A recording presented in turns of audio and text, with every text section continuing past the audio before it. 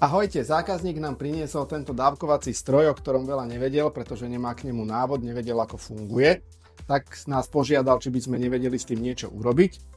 Našli sme nejaké návody na internete, zariadenie sme úspešne spustili, takže teraz už je pripravené na prevádzku. Miloš, a kde sa dáva materiál? Tu? Materiál sa dáva presne sem do tejto nerezovej násypky.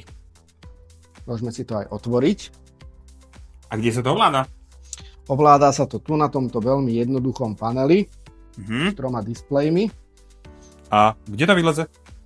Vypadáva to v tejto časti. A?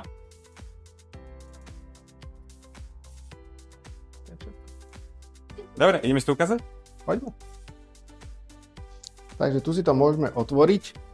A vidíme tu dve základné časti. Je tu tento násypník, ktorý sa trasie, vibruje. Vďaka tomu sa dopraví materiál do tejto misky alebo do tejto násypky, ktorá je zatvorená až po dobu, pokiaľ sa nedosiahne hmotnosť nastavená na indikátore. A v prípade, že je povolené vypúšťanie, teda že tam je nejaký saklík alebo nádoba, tak potom na dávkovaní to automaticky otvorí výpustný ventil a to nadávkované množstvo sa presype do sáčku alebo do krabičky. Teraz by sme si ukázali tento veľmi jednoduchý riadiaci panel, ktorý má len 3 displeje, zobrazuje aktuálnu hmotnosť, nastavenú hmotnosť a počet dávkovaní.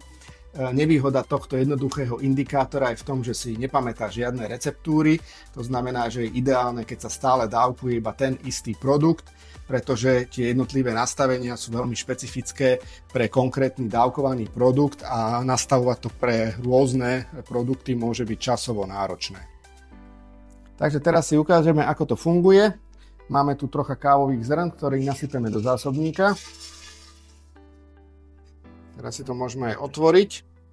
Takže môžeme spustiť prvú dávku.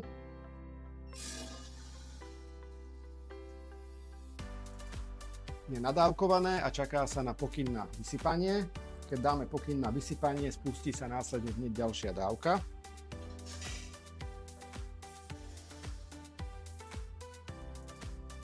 Vysypeme.